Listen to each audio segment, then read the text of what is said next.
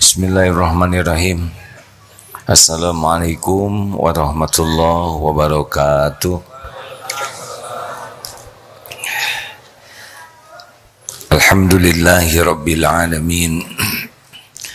Alladzi khalaqal mauta wal hayata liyabluwakum ayyukum ahsanu amala wa huwal azizul ghafur. Allahumma salli wa sallim wa barik ala sayyidina Muhammad wa ala alihi wa ashabihi ajma'in.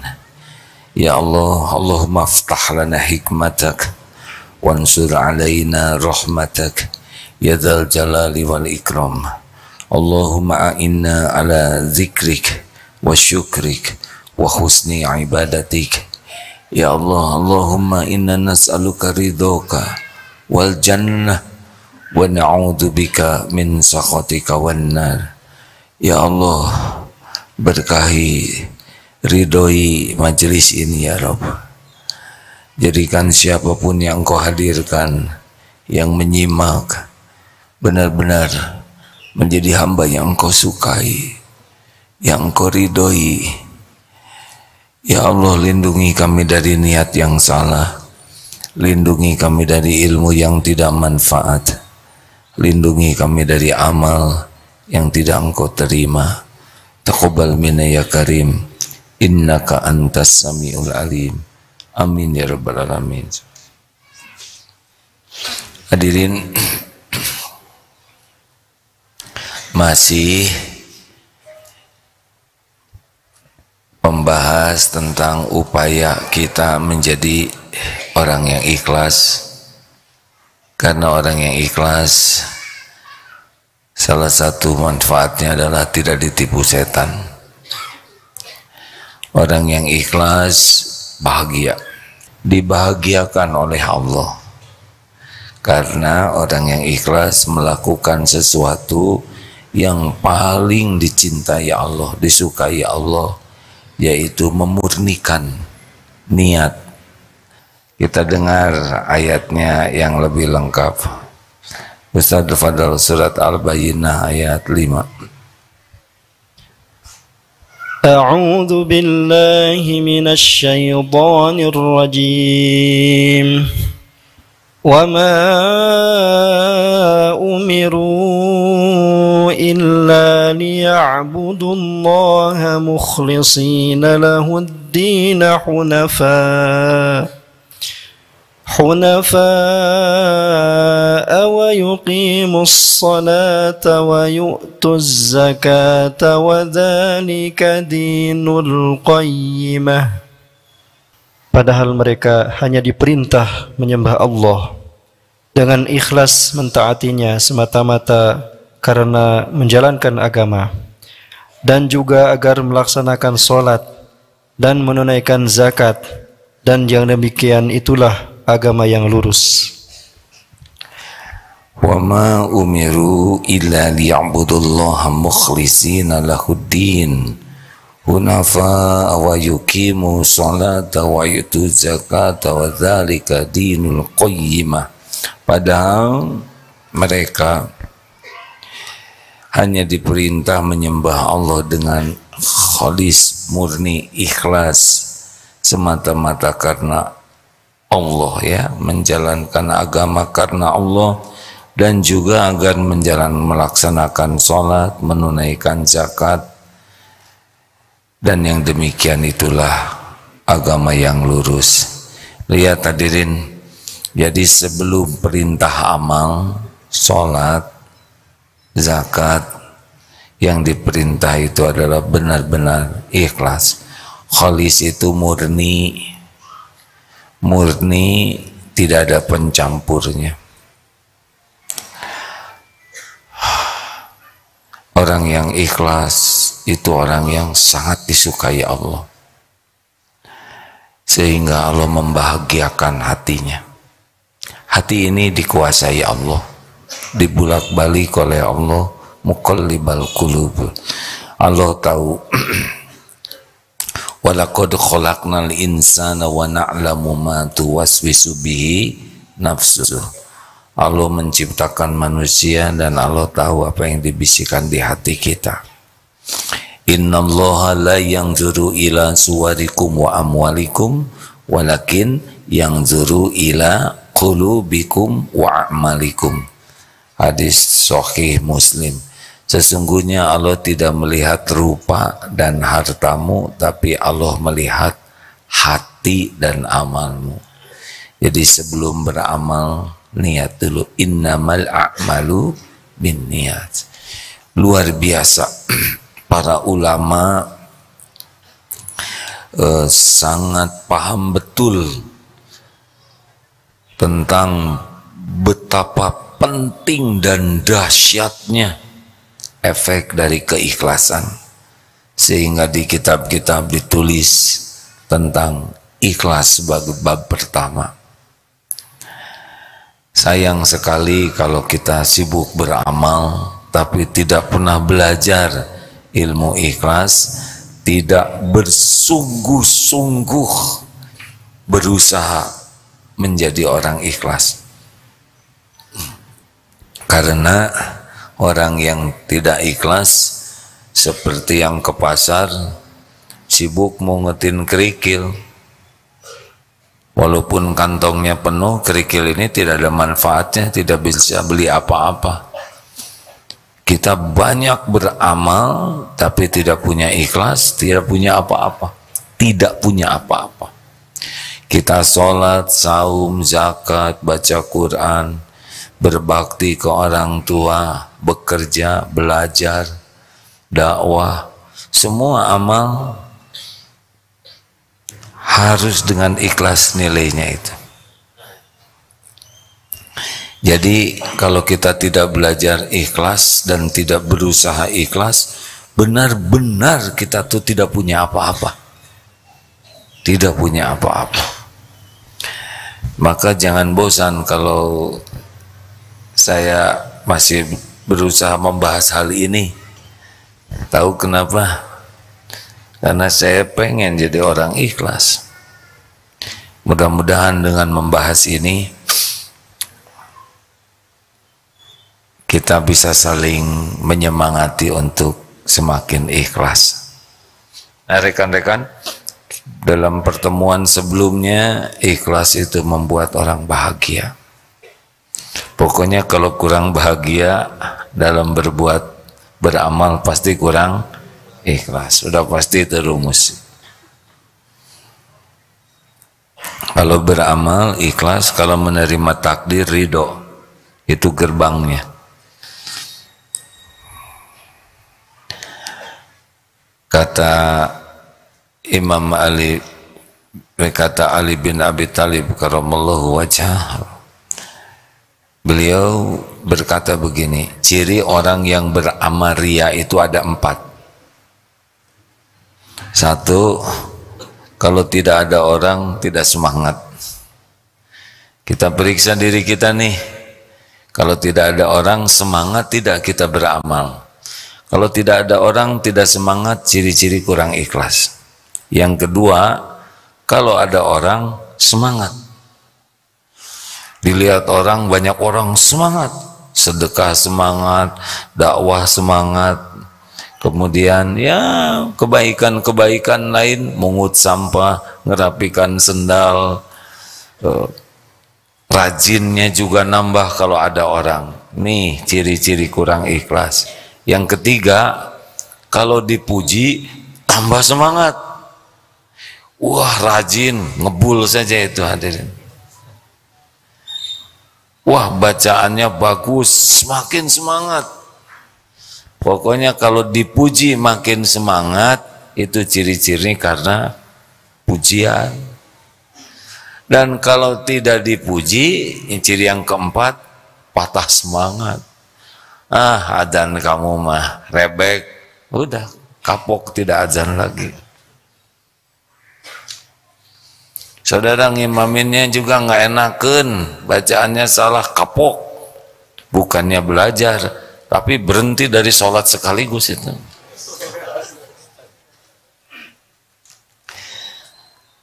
Tidak ada orang tidak semangat, ada orang jadi semangat, dipuji tambah semangat, dicaci patah semangat karena makhluk, ria.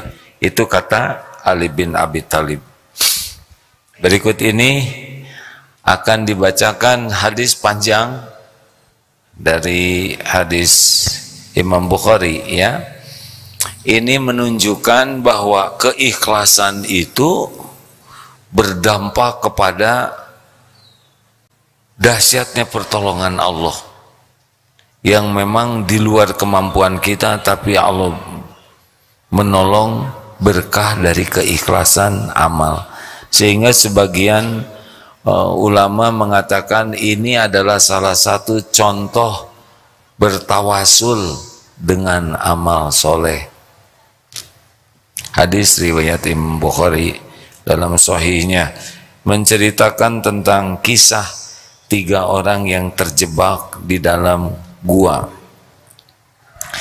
Dari Abdullah bin Umar radhiyallahu anhu,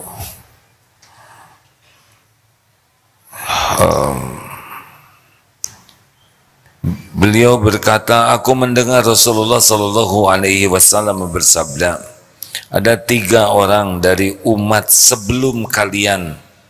Ini Rasul menceritakan sebelum umatnya di zaman Rasul melakukan perjalanan, lalu mereka yang bertiga ini masuk ke dalam gua untuk berteduh di sana. Tiba-tiba batu besar runtuh dari atas gunung dan menutup gua. Mereka berkata, kalian tidak akan selamat dari batu ini kecuali kalian berdoa dengan perantaraan amal-amal soleh kalian. Nah, ini kisah tawasul amal dengan amal soleh, ya. Ini sahih hadirin. Lalu salah seorang di antara mereka berdoa, ya Allah, dulu saya memiliki orang tua yang sudah renta. Dengar baik-baik hadirin. Ini menceritakan amalnya kepada orang tuanya. Saya tidak memberi minum di malam hari untuk keluarga saya ataupun hewan-hewan ternak saya sebelum saya memberi minum kepada ibu bapak saya, kepada keduanya. Suatu saat saya ada keperluan hingga pulang larut malam dan belum sempat saya memberi minum. Maka saya buatkan minuman untuk orang tua, namun saya dapatkan orang tua sudah tertidur. Saya tetap tidak ingin memberi minum kepada keluarga dan hewan ternak sebelum saya memberikan minum untuk keduanya. Maka saya tunggu kedua orang tua saya bangun dari tidur. Saya tunggu sampai keduanya bangun sambil saya pegang wadah minuman tersebut. Saya tidak ingin juga membangunkan keduanya. Sementara anak-anak saya nangis, haus dan memenggangi kaki saya. Begitu seterusnya hingga terbit fajar. Kemudian terbit fajar, lalu saya bangunkan keduanya dan memberinya minum. Ya Allah, jika saya lakukan hal ini karena mengharap wajah-Mu, maka lepaskanlah kami dari batu ini. Apa yang terjadi hadirin? Batu dengan kekuasaan Allah bergeser sedikit. Mereka belum bisa keluar. Saya bahas satu persatu ya. Betapa dahsyatnya yang diceritakan ini adalah bakti kepada orang tua. Ini tidak menceritakan sholat ini. Tidak menceritakan sedekah dalam bentuk hal lain. Tapi ini menceritakan bakti ke orang tua yang ikhlas. Itu dahsyat sekali. Kata kuncinya semata-mata karena Allah. Kita berbuat baik ke orang tua bukan karena balas budi, Bukan karena orang tua sudah baik ke kita, kita berbuat baik ke orang tua karena Allah memerintahkannya. Karena di sana ada perintah Allah dan keridhaan Allah. Jelas hadirin sekalian? Karena ada yang, kenapa kamu makan? Karena saya lapar. Itu kambing juga begitu. Kita makan karena untuk kuat ibadah. Ini perintah Allah, kita bisa beribadah, ya. Jadi makan itu untuk kuat ibadah hadirin, bukan karena lapar. Bapak ini lebih mengutamakan orang tuanya daripada istri dan anaknya. Allah menghargainya. Bapak ini istiqomah walaupun anaknya haus. Ini cerita ini pasti ada hikmahnya. Ini bagaimana seseorang yang sangat memuliakan orang tuanya, tidak berani mengganggu tidur orang tuanya, bisa berlelah-lelah menunggu orang tuanya sampai waktu fajar walaupun anaknya menangis. Ini sebuah perjuangan besar menghormati, memuliakan orang tua, tapi ikhlas, jadi tidak capek. Orang yang kurang ikhlas capek dalam beramal dan tidak akan istiqomah. Beliau mengharapkan sekali Allah ridho dari berbakti ke orang tua, dan Allah tahu batu dengan kekuasaan Allah mudah saja bergerak, sebagaimana batu itu bisa jatuh. Jadi amal soleh kepada orang tua ini penting kita evaluasi diri. Itu bisa menyelamatkan kita dari musibah besar. Bakti ke orang tua dan ikhlas, ya. Wah, kalau gitu saya akan berbakti supaya nanti tidak ditimpa musibah. Salah. Saya berbakti supaya Allah ridho. Apapun yang nanti bakal terjadi, boleh nanti menyebutkan, sekiranya engkau dapati saya ridho, saya ikhlas melakukan ini mencari ridhomu, ternyata bisa dipanggil. Hadiah bagi orang yang ikhlas.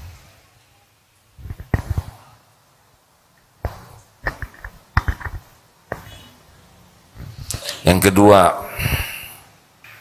lalu Nabi SAW bersabda, yang lain berkata, ya Allah, dulu ada putri pamanku yang sangat aku cintai. Ini naksir berat kepada putri pamannya. Lalu aku ingin berbuat yang tidak baik lah, berzina atau melakukan perbuatan yang tidak baik. Dia suka cinta tapi dia ingin berbuat yang tidak baik.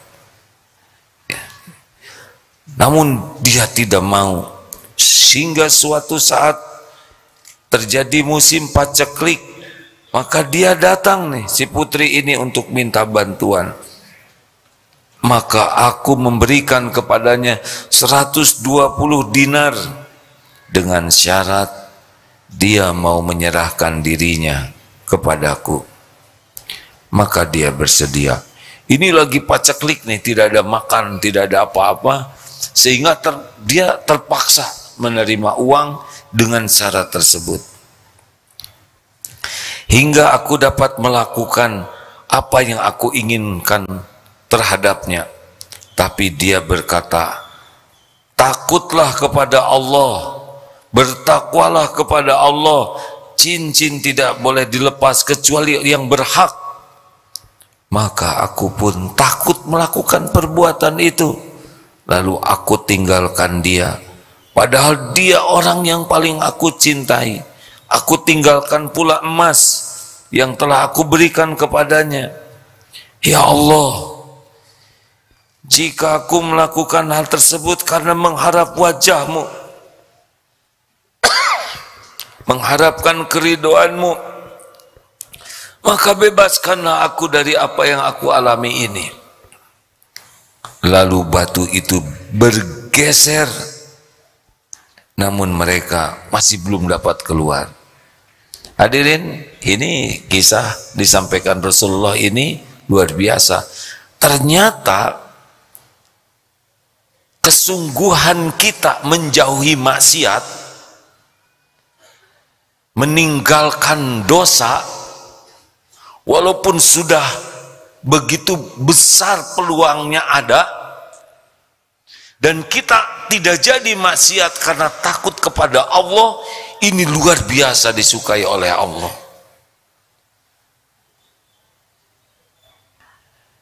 Ini penting nih hadirin. Ternyata keriduan Allah itu bisa datang kepada kita yang berusaha meninggalkan maksiat dikala kita mampu melakukannya. Ini kan sudah berat sekali ya, orangnya sudah pasrah, betul tidak? Hutang budi, tapi tidak jadi maksiat. Mau disukai Allah, tinggalkan maksiat. Kepada playboy cap 2 cula, banyak yang naksir, pasarannya tinggi. Tidak. Kang, I love you so much, nikahi saya, nanti aja lah ijab kabulnya, yang penting nikah duluan. Tidak. Waduh, walaupun hati bergolak ya. Hadirin, ini luar biasa hadis ini ya, betapa Allah Subhanahu wa ta'ala sangat menghargai orang yang berpotensi tergelincir, berpotensi maksiat, tapi dia takut kepada Allah. Sama, saudara diangkat jadi kepala daerah, saudara diangkat punya jabatan, peluang korupsi ada, dia dapat gratifikasi, nah itu gratifikasi. Tidak, ini tidak halal. Berbagai peluang maksiat, tapi tidak. Saya takut kepadamu ya Allah. Karena peluang maksiat ini pasti ada dimanapun, kapanpun. Ini juga Allah yang menguji kita. Jadi direktur, sekretarisnya gimana lah gitu. Tidak. Ayo, punya HP, di sini peluang maksiatnya besar di sini. Tidak. Masa astagfirullah ya Allah. Jangan bolak-balik. Kenapa giliran YouTube atau TikTok Bismillahirrahmanirrahim, klik, langsung di skip. Rasulullah SAW bersabda, pindah yang Allah melihat apa yang kita lihat. Ya'lamu kha'inatal a'yun wa ma tukhfis sudur. Surat Ghafir 19 ya. Allah mengetahui khianat mata, jinah mata kita, dan apa yang disembunyikan di hati. Aduh ya Allah, ini HP ini benar-benar ngerusak sekali. Jual, sedekahkan ya, atau tinggalkan aja di masjid sekarang.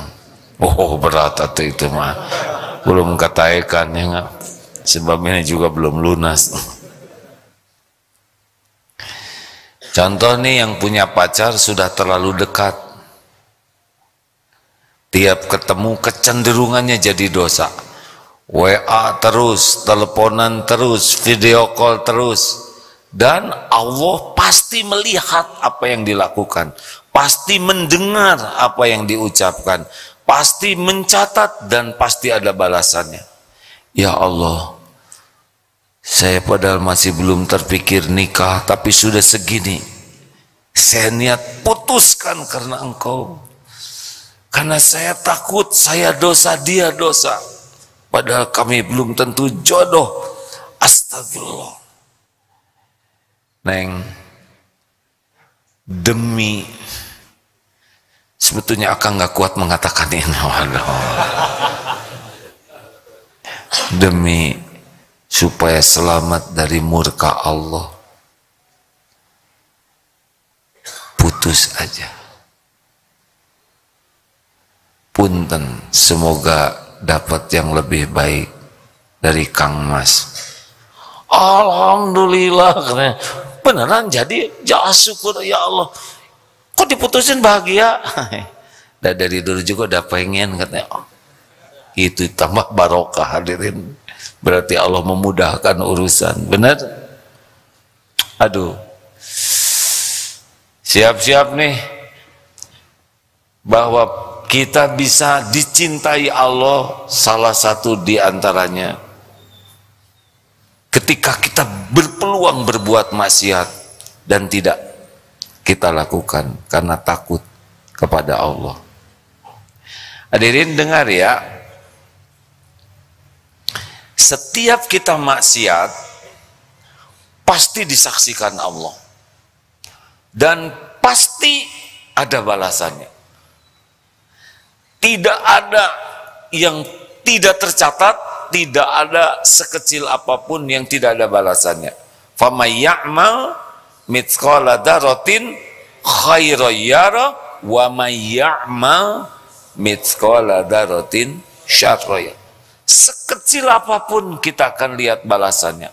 Tidak ada yang luput. Semuanya ada, tidak ada yang dilupakan oleh Allah.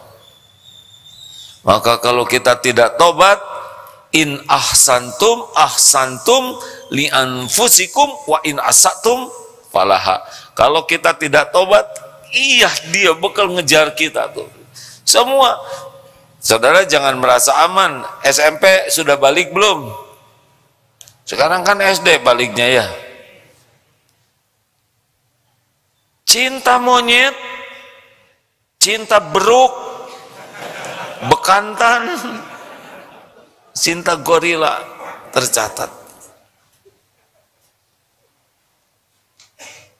Serius hadirin, sambil begini saya juga sambil menerawang.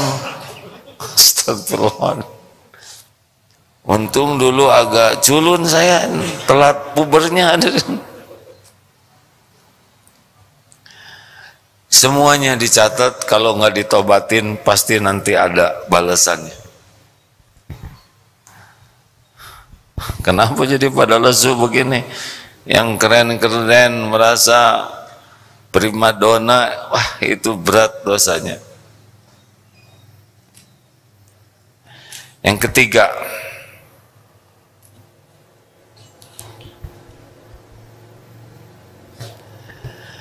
lalu Nabi SAW bersabda, yang ketiga berkata, ya Allah, dulu aku menyewa beberapa pekerja, beberapa orang pekerja, lalu aku berikan upah kepada mereka masing-masing, kecuali satu orang yang meninggalkannya begitu saja. Jadi satu orang karyawannya ini pergi begitu saja, padahal dia udah kerja. Maka upahnya aku investasikan sehingga berkembang. Lalu sekian lama kemudian orang itu datang padaku, wahai fulan, berikan upahku. Maka aku katakan kepadanya, semua yang kau lihat, unta, sapi, kambing, hamba sahaya, itu adalah dari upahmu yang dikembangkan. Maka orang itu berkata, wahai Abdullah, jangan meledek aku. Aku berkata, sungguh aku tidak meledekmu. Lalu orang itu mengambil semua haknya tanpa menyisakan sedikit pun. Ya Allah, jika aku lakukan semua itu karena berharap wajahmu, ridhomu, maka bebaskanlah aku dari yang aku alami ini. lalu batu itu bergerak sampai akhirnya mereka bisa meninggalkan gua tersebut. Nah, sahabatku sekalian, ini ternyata keridhaan Allah datang dari muamalah, bisnis, dari pekerjaan. Ini hebat sekali hadis ini, hadirin. Bagi saya suka sekali ini. Karena biasanya kalau kita bicara ikhlas tentang sholat, baca Quran, sedekah, umroh, haji, nolong orang, ini lebih detail lagi. Ternyata dalam berbakti ke orang tua, kalau ada keikhlasan di sana dahsyat. Termasuk menjauhi maksiat, kalau ada keikhlasan di sana dahsyat. Termasuk bisnis nih. Bapak ini hebatnya adalah beliau selalu membayar upah sebelum keringatnya kering. Itu adab dalam Islam. Berikan hak pekerja sebelum keringatnya kering. Kalau gitu dia kerjanya bercucuran keringat terus nih. Jangan memperdaya saya, hadirin. Artinya penuhi upah. Nah, kalaupun ada yang tidak mengambil upahnya, itu boleh dikembangkan dengan catatan itu bukan miliknya. Nah, ketika yang punyanya datang, bapak ini waro, tidak mau tersentuh oleh yang bukan haknya.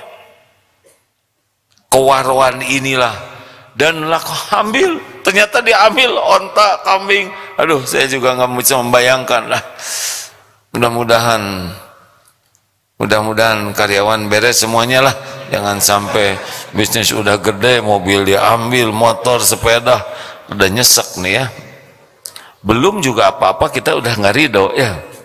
Beliau ridho, disebutkan tidak menyisakan apapun, Bang. Ya Allah, saya lakukan ini mengharapkan ridho-Mu. Allah tahu bahwa dia takut tersentuh oleh yang bukan haknya. Saya kira kewaruan ini yang sangat disukai Allah. Makanya cari ridho Allah dalam bisnis juga bisa. Hadirin sekalian, jangan merasa aman.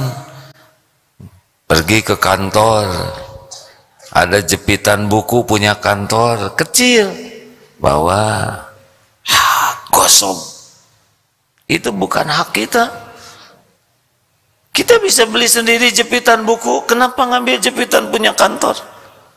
Kertas, ambil. Selembar memang, amplop, ambil. Oh, ada catatannya. Jangan. Komputer lagi kerja, pakai bisnis sendiri, padahal komputer kantor. Jangan. Listriknya listrik kantor, kuotanya kuota kantor, yang harusnya ini untuk urusan kantor, kita pakai untuk sendiri. Oh, tidak waro, itu bahaya. Kita menggunakan hak orang lain. Dulu sebelum ada handphone,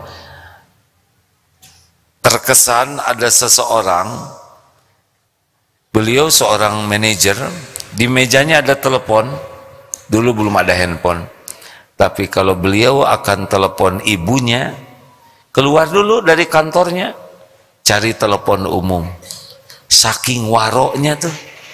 Padahal kalau beliau telepon, tidak ada yang tahu. Tapi beliau tidak mau, karena Allah pasti tahu.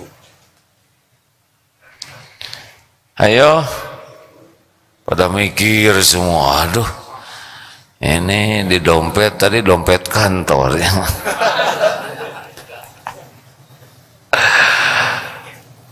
Dan lakukan gini-ginian waro itu bukan supaya dikagumi orang, bukan untuk diketahui orang, bukan agar ini menjadi karyawan jujur, dipuji, dihargai, dapat penghargaan, gak ada urusan.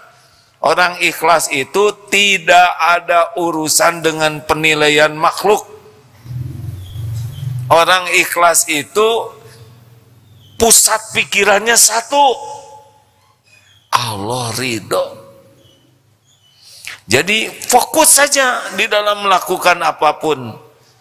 Semoga Allah yang maha melihat, yang maha menyaksikan, yang maha dekat, yang maha tahu isi hati, menerima yang saya lakukan ini. Tidak ada embel-embel. Ada orang, tidak ada orang, orang tahu, orang tidak tahu, orang terima kasih, orang tidak terima kasih, orang menghargai, oh itu mau udah lewat. Tidak ada. Yang ada cuman satu, Allah yang maha dekat. Wa idza sa'alaka ibadi anni fa inni qarib. Jika hamba-hambaku bertanya kepadamu wahai Muhammad tentang aku, katakan aku adalah dekat. Ujibu da'watad da'i idza da'an. Aku kabulkan permohonan orang-orang yang meminta apabila berdoa kepadaku.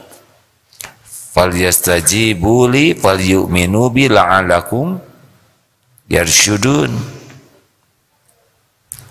Maka hendaklah patuh saja kepada perintah Allah dan yakin dengan segala janji jaminan Allah. Berimanlah padaku, kepada Allah, agar senantiasa dalam kebenaran.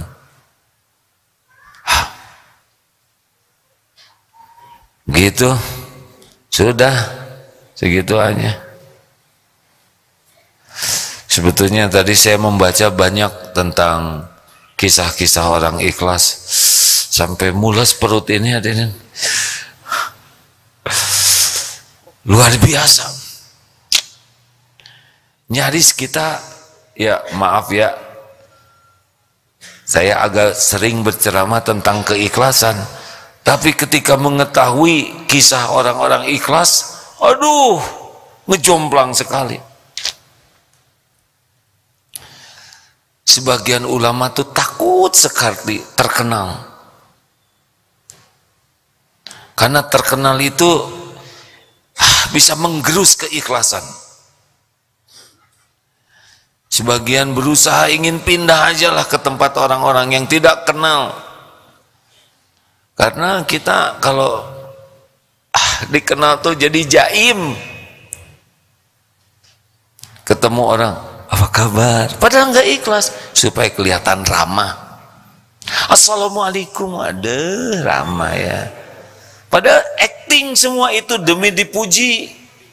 Bagaimana Bapak sehat? Acting supaya dianggap hormat ke orang tua. Sini sayang, apa kabar adik kecil dulu, cusing soleh. Acting supaya dianggap penyayang anak-anak. Datang yang saudara kita yang difabel, cepat-cepat diraih tangannya. Acting, hadirin, supaya kelihatan penolong, menyeberangkan. Kalau nggak ada yang lihat mah nggak nolong, tapi karena banyak, saya tolong. Ada ibu-ibu bawa belanjaan, ayo saya bantu bu, punya anak perempuan, ya lebih jelek lagi.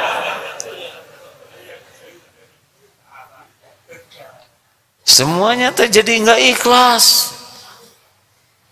Bukan ada udang di balik batu, itu mah sembunyi. Ada badak di balik kerikil.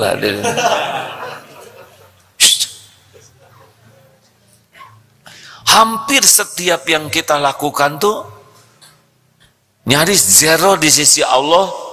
Kalau memang tujuannya hanya cari muka orang. Merapikan sendal supaya kelihatan kita orang rajin. Cirinya adalah kalau nggak ada orang, gak mau dia ngerapikan.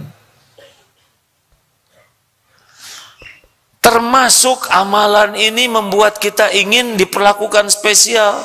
Misalkan, astagfirullahaladzim. Karena ustadz misalkan, kalau belanja, sebutin weh, DAA, sing ageng diskonnya. Alas ya, aduh maaf. Masa gara-gara ustadz harus diskon? Ngedagangin ilmu supaya dapat murah. Kenapa? Pengen diskonan, Bukankah kita yang harus membayar lebih? Oh kalau gitu nggak jadi Ustadz, saya rugi. Tuh belum juga jadi udah pelit ya.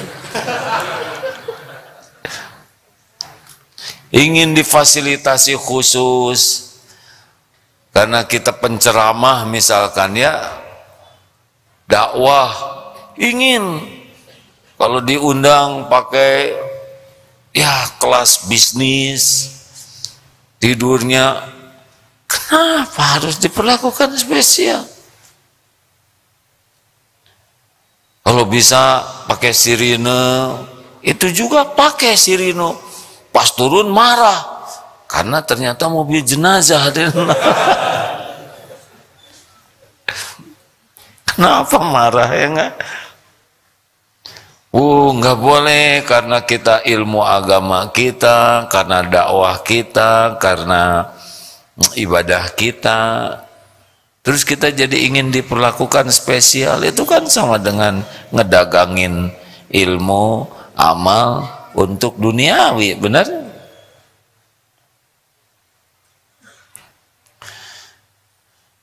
Mikir, aduh, baru aja cita-cita jadi mubalik ah. Tadinya mah supaya dengan mubalik gitu ya, gimana lah gitu ya, pulang diamplopin, banyak-banyak bingkisan ya seperti mubalik, dijemput, kemudian wah nggak tahu di mana nanti itu keikhlasannya ya.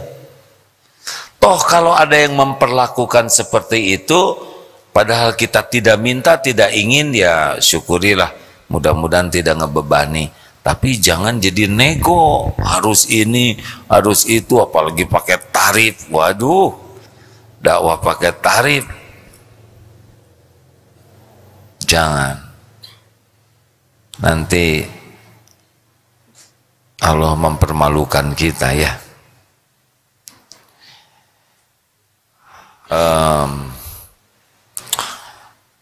Ulama yang ikhlas, kata-katanya sedikit, efeknya dalam, besar, dan berkesinambungan. Yang penulis Jurumiyah itu Imam Sonhaji, aduh itu juga takut sekali. Itu bukunya kecil, hampir di semua pesantren sekarang pakai itu. Kalau yang nulisnya ikhlas, betul-betul mencari keridhaan Allah, tidak niat untuk popularitas dan sebagainya, Allah yang membesarkannya. Buku-buku yang ditulis oleh orang ikhlas gitu, maknanya dalam, besar. Tapi buku yang ditulis supaya jadi bestseller, supaya dapat royalti yang besar, bukunya buku agama, tapi memang dari awal niat bikin bukunya ini supaya dapat untung uang buat dirinya. Bukan tidak boleh dapat untung, tapi bisa menghilangkan niat keikhlasannya. Nulis buku nyari keridhaan Allah, makin ikhlas Allah yang membesarkannya. Tolong yang punya medsos ya, hati-hati, hati-hati. Jangan bangga banyak follower. Kalau niatnya hanya supaya nambah follower, apalagi kenapa nambah follower? Supaya banyak yang viewers. Udah viewers supaya apa? Supaya iklaners. Nah, iklan buat apa? Dia kalau banyak iklan nanti dapat duiters ya. Jadi itu nolong orang di YouTube deh supaya dapat uang, ya ngebagi-bagiin uang ke yang duafa 5 juta, tapi dapat untung 500 juta. Berarti itu bukan peduli orang miskin, itu apa? Mengeksploitasi orang miskin.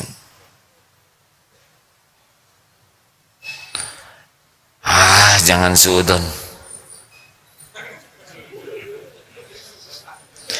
Ini saya bicara kalau kita yang bikin utubnya. Mengerti? Kalau lihat yang lain, husnudon. Husnudon. Tapi kalau kita bikin utub, sengaja datang orang yang miskin, ini baik itu. Tapi yang ditanya teh, berapa yang nonton? Enggak penting.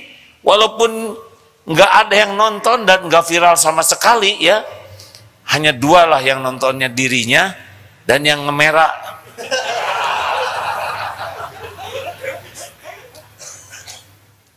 Tapi Allah suka itu viral di langit.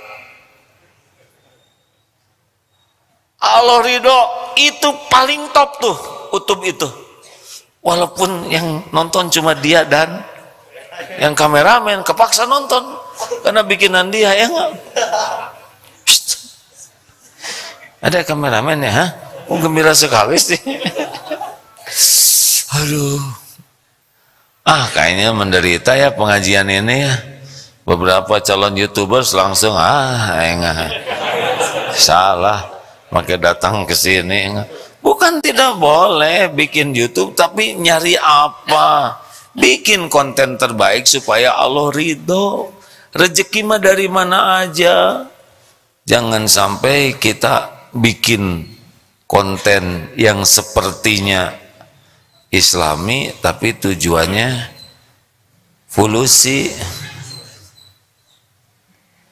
Kalau kita ya, kok Ustadz itu husnuzon, kita nggak boleh suudzon. Siapa tahu uang hasil iklannya dipakai nolong banyak orang, nggak boleh suudzon ke orang beriman ya. Cuma kalau kita mau bikin, nah jaga jangan sampai salah niat. Mikir semua, baru juga mau bikin konten kreator nih, yang gagalkan. Salah sih pengajian kesini. Ikhlas, riut saya sekarang. Serba salah. Mau ngaca sieun teu ikhlas ya. Ini sebuah perjalanan panjang hadirin, karena yang ceramahnya juga baru punya tekad dan belajar. Kalau ingat gitu ya, astagfirullah. Tablik akbar. Di mana ikhlasnya? Terjun dulu, bukan pernah terjun payung, kalau diperiksa itu mah bulet ria we eta mah hadirin. Untung buka payungnya tuh hadirin. Kalau udah terjun ria nutup, aduh ya remek kan. Ya Allah, terima kasih Engkau beri kesempatan.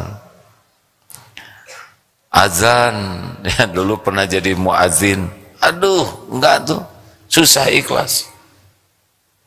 Ya zaman dulu, zaman masih pemuda gitu ya, belum berkeluarga. Kira-kira kalau senang ke seseorang, cari masjid di sebelah rumah orang tersebut, azan tuh hadirin. Udah selesai azan ternyata orangnya nggak ada, pergi untung nggak disambar petir tuh oleh Allah hadirin. Astagfirullah. Tapi Allah teh maha baik gitu ya, terus dituntun, nggak dipermalukan gitu. Dan memalukan sekali hadirin. Cari sekarang kira-kira mana amal yang ikhlas, susah tuh. Tapi ya kita harus ikhtiar terus.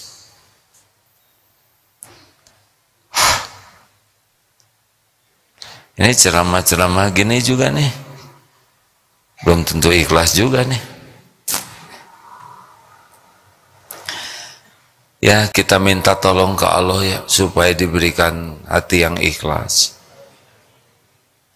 Tanpa pertolongan Allah berat ya. Begitulah hadirin sekalian. Maaf ceramahnya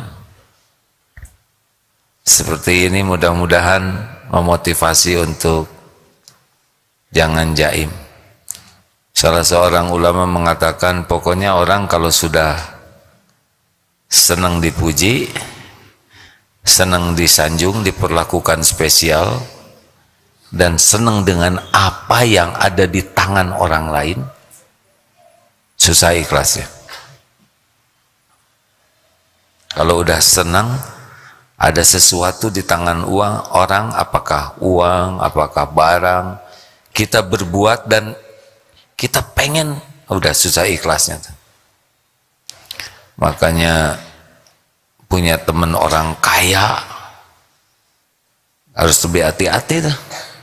Karena nanti nyapanya juga kecenderungannya supaya dikasih sesuatu. Jam 3 pagi, ya Allah, muliakan saudara saya yang dermawan ini, yang senang ngasih-ngasih uang. Itu tipu daya. Kenapa ujuk-ujuk minta mendoakan dia, yang lain gak didoakan, kecuali yang kira-kira bakal ngasih uang aja. Kadang kita jadi baik, ramah, karena ada maunya, nggak ikhlas tuh baik. Kalau baik ya baik saja. Ingin dipuji, ingin diperlakukan khusus, spesial, disanjung, dan ingin sesuatu di tangan orang lain. Itu kecenderungannya kebaikan kita kepadanya atau amal kita jadi kurang ikhlas. Terima kasih hadirin, saya bisa melihat dari depan ini wajah-wajah tertekan yang tolong ditafakuri, mana kira-kira yang ikhlas selama ini amal-amal kita. Kalau niatnya bukan karena Allah, no. Mau bersimbah air mata, keringat, darah sekalipun, tidak ada nilainya. Kita harus menangis, apalagi yang sudah tua seperti saya ini, yang mungkin tinggal sedikit lagi waktu hidupnya ini. Sudah terlalu lama, amalnya tidak ada yang karena Allah, ya. Ya mudah-mudahan Allah yang sedang menatap memberikan kesempatan sisa umur ini ada amal yang diterima oleh Allah. Orang yang ikhlas tidak pernah menganggap besar sehebat apapun amal yang dilakukannya, karena yakin dia bisa beramal hanya karena pertolongan Allah. Orang yang ikhlas lebih nyaman kalau orang lain tidak tahu amal-amalnya. Masya Allah.